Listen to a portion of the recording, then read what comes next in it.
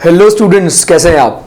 आज मैं आप लोगों के साथ डिस्कस करने वाला हूं इंडियन कॉन्ट्रैक्ट एक्ट का एक बहुत इंपॉर्टेंट केसेस को स्टडी करना इक्वली इंपॉर्टेंट है। जितना इंपॉर्टेंट प्रोविजंस को स्टडी करना है उतना ही इंपॉर्टेंट केसेस को स्टडी करना भी है, क्योंकि कॉन्ट्रैक्ट के केसेस को पढ़ने से इंडियन कॉन्ट्रैक्ट एक्ट की कॉन्सेप्चुअल क्लियरिटी बहुत इंप्रूव होती है।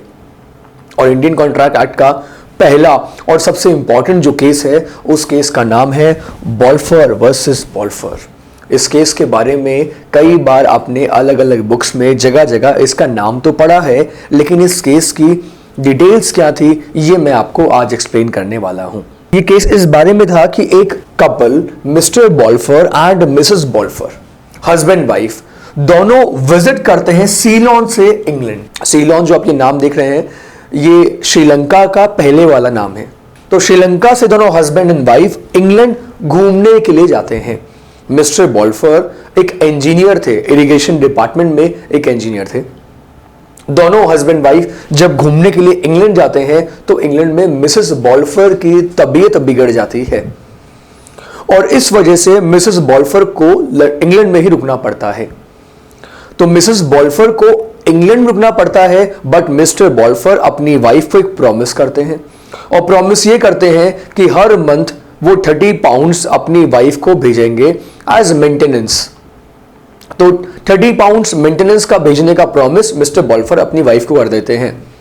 लेकिन उसके बाद कुछ दिनों के बाद जब मिस्टर बॉल्फर वापस अपनी जॉब पे आ जाते हैं और मिसेस बॉल्फर कहां होती है, मिसेस बॉल्फर होती है इंग्लैंड में ही, दोनों में झगड़ा शुरू हो जाता है और इसी वजह से मिस्टर बॉल्फर अपनी वाइफ मिसेस बॉल्फर को 30 पाउंड्स मंथली भेजना बंद कर देते हैं। अब मिसेस बॉल्फर मिस्टर बॉल्फर के ऊपर केस फाइल करती है और लोअर कोर्ट में वो केस जीत भी जाती है। लेकिन जब ये केस अपील में जाता है तो अपील में बहुत ही इंटरेस्टिंग वर्डिक्ट आता है। जब ये केस अपील में गया तब कोर्ट ने यह डिसाइड किया कि हस्बैंड और वाइफ उन दोनों में जितने भी प्रोमिसेस होते हैं ना उनमें there is no legal intention, उसमें there is no intention to create legal relationship. Husband अपनी वाइफ को जो भी प्रॉमिस करता है उसमें ऐसी कोई इंटेंशन नहीं होती और वो डोमेस्टिक नेचर के होते हैं। अगर हस्बैंड के प्रॉमिस पे वाइफ हस्बैंड के ऊपर केस करने लग जाएगी तो इस तरीके से तो आए दिन कोर्ट्स में बहुत सारे केसेस फाइल होंगे, क्योंकि हस्बैंड अपनी वाइफ से बहुत सारे प्रॉमिसेस आए दिन करता है।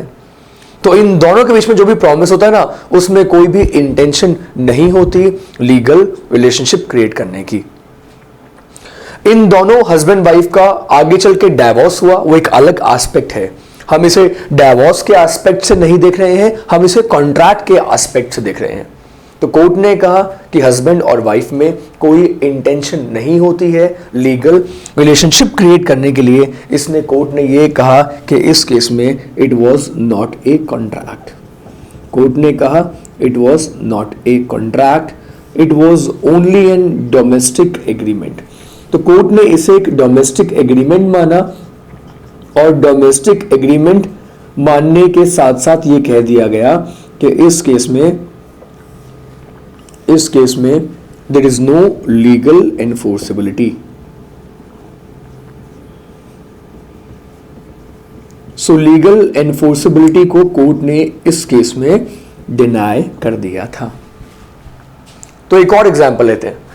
एक हस्बैंड अपनी वाइफ को ये प्रॉमिस करता है कि उसकी वाइफ ने अगर बहुत ही अच्छा डिनर बनाया और उसके बनाए हुए डिनर से उसका बॉस इंप्रेस हो गया और उसके बॉस ने अगर उसका प्रमोशन कर दिया तो हस्बैंड अपनी वाइफ को एक डायमंड रिंग गिफ्ट करेगा। और वाइफ वैसा ही करती है।